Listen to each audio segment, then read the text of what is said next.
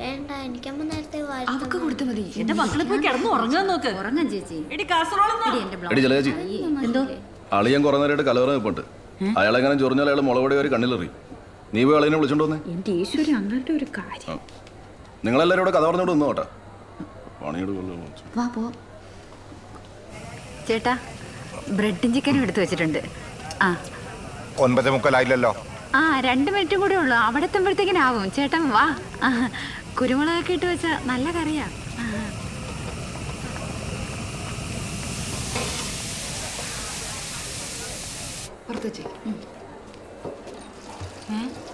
അയ്യോ എടി സൂര്യേ, ഞാനിവിടെ വെച്ചിരുന്ന ബ്രെഡും ചിക്കനും നീ കണ്ടോടി? ഇല്ലല്ലേ ചേച്ചി. ചേച്ചി ഇതെവിടെ വെച്ചേ?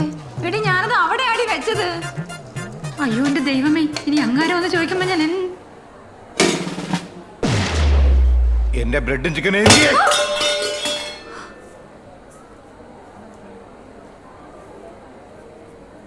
क्या?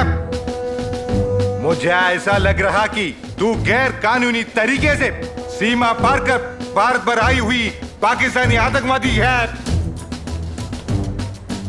मेरा ब्रेड और चिकन की कसम, एक बॉम्ब होता है तो जिसी तरीके से पाकिस्तान का सीमा को तोड़ता, उसी तरीके से ये घर को और तुझे भी तोड़ता था। देशद्रोही। എന്റെ പൊന്നളിയ, ഒരു ചിക്കന്റെയും ബ്രെഡിന്റെയും കാര്യത്തിൽ ഇത്രയൊക്കെ ഹിന്ദി പറയേണ്ട വല്ല കാര്യമുണ്ടോ? കൊച്ചു പിള്ളേരെ പോലെ ഞങ്ങൾക്ക് ആർക്കും ഒരു തേങ്ങയും മനസ്സിലാവണില്ല. चुप रहो। कौन आड़ा നിന്റെ പിള്ളാരെ? मैं देश का रक्षक കേണൽ ശൈലപ്പ हूं। കഞ്ഞിപ്പുകാരോട് സംസാരിക്കുമ്പോൾ എന്നോട് സംസാരിക്കരുത്. ഉള്ളുക്ക പട്ട. है केणल साहब, समाधान समाधान। आपका दर्द मैं समझ सकता हूं, पर आप जैसा एक बड़ा मिलिट्री ऑफिसर ऐसे बातचीत नहीं करना चाहिए। ഈ കല്യാണ വീട്ടിൽ വന്നിട്ട് ഞാൻ ആദ്യമായിട്ടൊരു ഇന്ത്യക്കാരനെ കാണുന്നത്. आइए हम बात करेंगे, आइए അയ്യോ വേണ്ടേ, നീ വേടാ.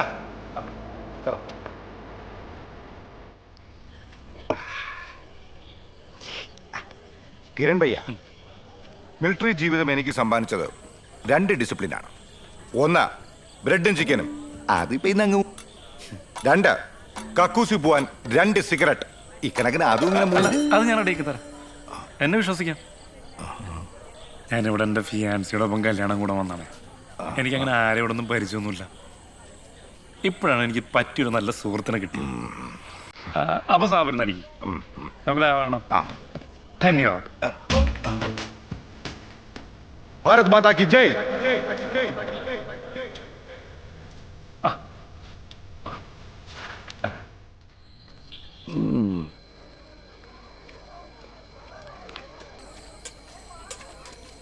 സാമ്പാർ.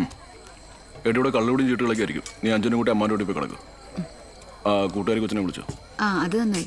അഞ്ജനയുടെ മുറിയിലെ ബാത്റൂമും കേടാ. ജയേട്ടനെ ഞാൻ ആ തെക്കേ മുറി വിരിച്ചിട്ടുണ്ട്. നാളത്തേക്കുള്ള ഡ്രസ്സ് അവിടെ വെച്ചേക്കാട്ടോ. ആ പിന്നെ അമ്മായി പുരുഷമാമിലെ ഡ്രസ്സും അവിടെ വെച്ചിട്ടുണ്ട്. ഒന്ന് പറഞ്ഞേക്കണേ. കുഞ്ഞപ്പൻ ഈ സാധനം ഇതിനു മുമ്പ് കണ്ടിട്ടുണ്ടോ? ഫോറിൻ. എനിക്ക് സത്യത്തിൽ ഈ ഓണം ജാതി കല്യാണത്തിന് വരെ ഒരു താല്പര്യമില്ലായിരുന്നു. എന്റെ പെണ്ണുപിള്ളയുടെ നിർബന്ധം കൊണ്ടോ. എനിക്ക് ജയനുണ്ടല്ലോ, അവനെ കണ്ട് ഒറ്റ ചവിട്ട് കൊടുക്കാൻ തോന്നും. പക്ഷെ നിങ്ങളെ കണ്ടപ്പോൾ ഞാൻ ഹാപ്പിയായി. കല്യാണ പെണ്ണിന്റെ കൊച്ചച്ഛനായ എനിക്ക് വരുന്ന മര്യാദ നിങ്ങൾക്ക് അറിയാലോ. വീട്ടിൽ ഒരുപാട് പരിപാടി മാറ്റി വെച്ചിട്ടാണ് ഞാൻ ഇവിടെ ചീട്ട് കളിച്ചിരിക്കണേ. സത്യത്തിൽ ഈ സാധനം കണ്ടപ്പോഴാണ്, അല്ല ചേട്ടനെ കണ്ടപ്പോഴാണ് എനിക്ക് സന്തോഷം. എന്നാ നമുക്ക് ഫേസ്ബുക്കിൽ ലൈവ് പോയാലോ? സാറെ കുഞ്ഞപ്പനെ കൈ കഴിക്കുന്നു. അയ്യോ അതെ, ഞാൻ എവിടെ പോയാലും കുഞ്ഞപ്പൻ കൂടെ വരും. എന്റെ മെയിൻ കൈക്കാരനാണേ. എനിക്ക് ഗതിയില്ലാത്ത പാവങ്ങൾക്ക് പിച്ച കൊടുക്കുന്ന വലിയൊരു ആശ്വാസമാണ്. കുഞ്ഞപ്പൻ കഴിക്കേ, വില കൂടിയതാ, കുറച്ചെടുത്താൽ മതി. അയ്യോ അത് വേണ്ട സാറേ. സാറിനൊക്കെ ഒഴിച്ചു വെച്ച സാധനം ഞാനെടുത്ത് കുടിക്കാന്ന് വെച്ചാ അതിന് കുഞ്ഞപ്പനായിട്ടില്ല. ഓ എന്നാ വിനയോ. അതെ അതെ, മൊത്തം കയറ്റമാണോ? സൂക്ഷിച്ച് പിടിച്ചോണം. കൊച്ചച്ചമ്പ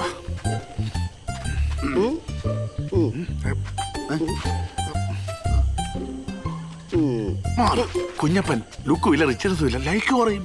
ആ കല്യാണ പെണ്ണിന്റെ കൊച്ചച്ഛൻ കല്യാണ വീട്ടിൽ നിന്ന് സുഗതൻ. ആ പറഞ്ഞോ.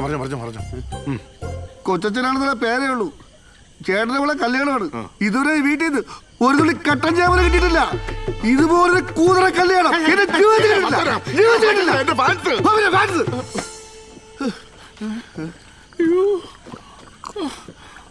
കുഞ്ഞപ്പ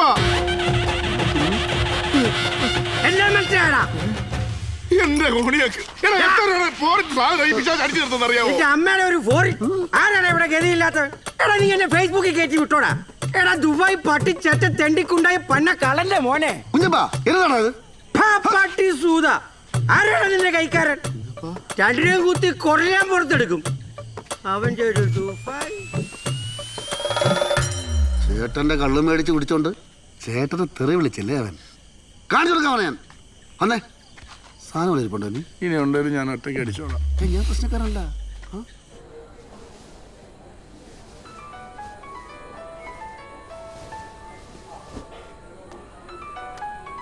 ഹലോ, അഞ്ജനയുടെ അമ്മയല്ലേ?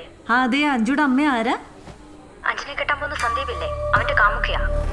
അവൻ എന്നെ ചതിച്ചിട്ട് ഈ കല്യാണം കഴിക്കുന്ന എനിക്കൊന്ന് കാണണം. നടത്തത്തില്ല ഞാൻ. ഹലോ ഹലോ, എടി സൂര്യ, എന്താ ചേച്ചി? ഏതോ ഒരു പെണ്ണ് എന്റെ ഫോണിലേക്ക് വിളിച്ചിട്ട് സന്ദീപിന് ഏതോ പ്രേമുണ്ടെന്ന്, ഈ കല്യാണം നടത്തൂല എന്നൊക്കെ പറയുന്നുണ്ട്. കല്യാണം നടത്തില്ലെന്നോ? ആര്?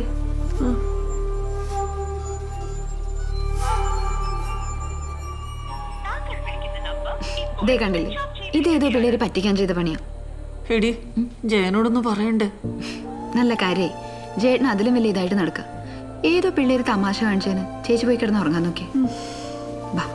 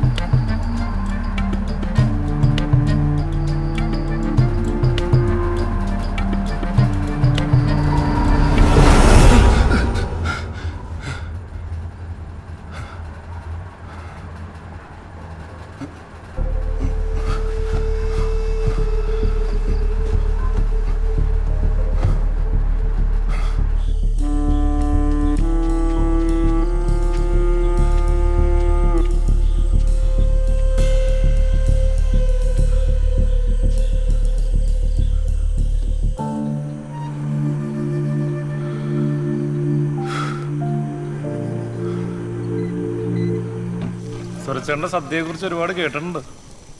ആണോ? സദ്യക്ക് പേരുണ്ടായിട്ട് എന്താ കാര്യം? ആരെങ്കിലും വിളിക്കണ്ടേ? ഇതന്നെ എങ്ങനെയോ വന്ന് പെട്ടതാ. ആള് മാറി വിളിച്ചതാണോ എന്ന് എനിക്ക് സംശയമുണ്ട്.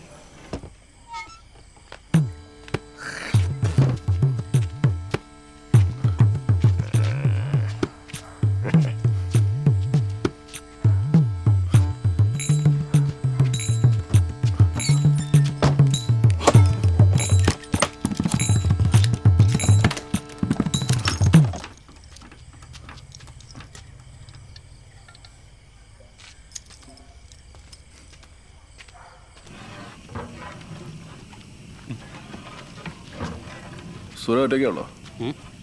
ഇതെന്താ ഉമ്മാരി കിടന്നുറങ്ങണേ? പാവങ്ങളല്ലേ, ഉറങ്ങിക്കോട്ടെ. ഇതൊരു ശല്യമല്ല, സഹായ. ഒരു കട്ടെടുക്കട്ടെ? വേണ്ട വേണ്ട. അല്ല കിടക്കുന്നില്ലേ? റെജിയോട് പറഞ്ഞിട്ട് അവൻ്റെ വീട്ടിൽ വേണമെങ്കിൽ. അത് കുഴപ്പമില്ല, ഞാൻ അവിടെ കൂടിക്കോളാം. ആ പിന്നെ ഇനി പായസം കൂടി ഇറക്കാമല്ലോ. നാളെ സദ്യ വിളമ്പിന് മുന്നേ ആദ്യത്തെ ഗ്ലാസ് പായസം ജയൻ തന്നെ കുടിക്കണം. അങ്ങനെയാകുമ്പോൾ എനിക്ക് അടുത്തവർക്ക് പെട്ടെന്ന് കിട്ടും. അത് ഞങ്ങളൊരു വിശ്വാസമാണ്. നാളെ അല്ലേ? ആ അവൻ്റെ മറ്റടുത്ത വിശ്വാസം. സൂക്ഷിച്ച് കളിച്ചോണം, ഇനി കൈ വന്നോളൂ. ചേട്ടത്തല്ലേ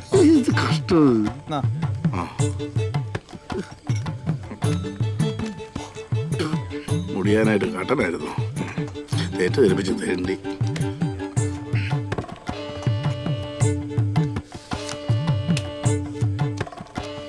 ചീട്ടൊക്കെ ചീഞ്ഞ് ഈ കൈ അടിക്കും.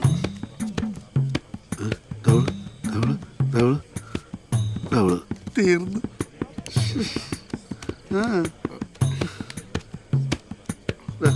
മോനൊരു 10 രൂപ തന്നെ. ഒരു പ്രാവശ്യം ചേട്ടാ എനിക്ക് കാശ് തരാൻ പറ്റട്ടെ? കാശില്ലെങ്കിൽ എൻ്റെ വീട്ടിൽ പോകും. വെറുതെ മനുഷ്യൻ മുഴുവൻ കളിച്ച് കളഞ്ഞല്ലോ.